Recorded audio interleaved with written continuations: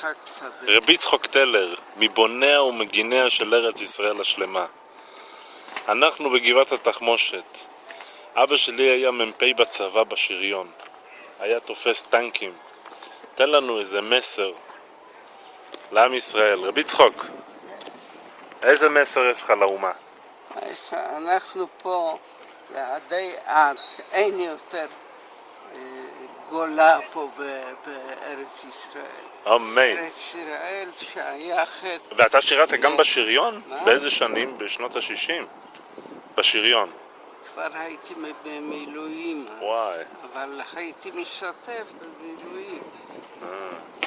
ארץ ישראל שייכת לעם ישראל בכל העולם, אצל כל היהודים. חזק ואמץ, רבי יצחק. אולי אתה נהגת על הטנק הזה. יש סיכוי שאתה נסעת על הטנק הזה.